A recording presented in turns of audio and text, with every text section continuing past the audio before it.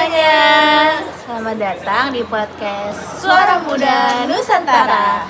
Sama aku Jessie dan aku Vidya. Jadi hari ini kita bakal ngobrolin topik yang deket banget nih sama keseharian kita sebagai anak muda. Apa tuh Jess? Ya, hari ini kita akan bahas tentang penggunaan bahasa Indonesia dan bahasa daerah di kalangan Gen Z. Yeay.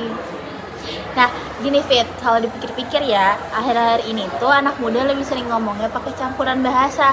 Kadang bahasa Indonesia, kadang bahasa Inggris, kadang juga bahasa daerah.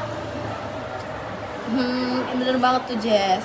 Misalnya aja kayak mereka ngomong, oh deh capek banget bro gitu kan. Nah itu tuh mereka sering banget nyampur-nyampur satu kalimat gitu, bahasa Indonesia dan bahasa daerah, seolah-olah semuanya itu nyambung aja. Iya, dan dari sisi kebahasaan, fenomena ini tuh sebenarnya menarik banget. Karena bahasa Indonesia itu kan fungsi utamanya sebagai bahasa pemersatu bangsa. Sementara bahasa daerah itu identitas budaya yang menunjukkan asal-usul dan nilai-nilai lokal masing-masing daerah. Nah, tapi nih ya Jess, realitanya makin banyak Gen Z yang kurang bisa nih berbahasa daerah dengan lancar. Banyak yang ngerti tapi nggak bisa cara ngomong yang baiknya gimana.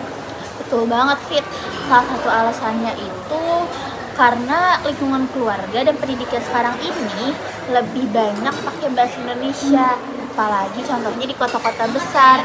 Belum lagi pengaruh media sosial, budaya globalisasi, jadinya makin bahasa Inggris tuh makin sering dipakai. Iya Jess, padahal bahasa daerah itu bukan cuma alat komunikasi aja, tapi dia itu juga warisan. Warisan apa? Warisan budaya dan juga cara berpikir khas suatu daerah. Nah, kalau misalkan bahasa daerah ini hilang, kita juga akan kehilangan bagian dari jati diri bangsa kita. Bener banget, agak mengkhawatirkan ya ternyata. Iya Jess. Terus gimana dong cara biar bahasa Indonesianya tetap kuat, tapi bahasa daerahnya juga nggak punah? Nah, jadi gini Jess, yang pertama itu kita bisa mulai nih dari kebiasaan kecil dulu.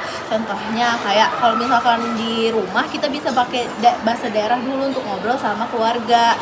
Terus di media sosial kita bisa banget nih bikin konten lucu, edukatif, atau juga storytelling pakai bahasa daerah. Oh, bener juga. Nah, menurut aku ada satu lagi nih yang gak kalah penting. Walaupun kita tetap penting untuk bisa bahasa daerah, tapi kita tetap juga harus pakai bahasa Indonesia dengan baik dan benar, terutama di konteks-konteks formal seperti menulis karya ilmiah atau menulis surat resmi, atau bahkan untuk presentasi tugas-tugas kita di kampus nih Fit. Jadi biar seimbang itulah antara gaul dan juga bakunya. Intinya kita sebagai Gen Z itu harus bisa jadi jembatan Jess, jembatan dalam menjaga bahasa Indonesia tetap kuat tapi juga bangga dengan bahasa daerah masing-masing, karena keduanya itu bukan saingan tapi pasangan Jess. Bagus banget tuh Vidya kata-katanya. Nah, jadi ya teman-teman Gen Z di luar sana, yuk kita mulai kenali, cintai, dan lestarikan bahasa kita sendiri. Karena seperti kata pepatah, bahasa menunjukkan bangsa. Kalau bukan kita yang menjaga, siapa lagi? Oke teman-teman, mungkin itu dulu kali ya podcast kita untuk hari ini. Sampai jumpa di episode selanjutnya. Tetap semangat, tetap cinta bahasa Indonesia, dan bangga dengan bahasa daerah.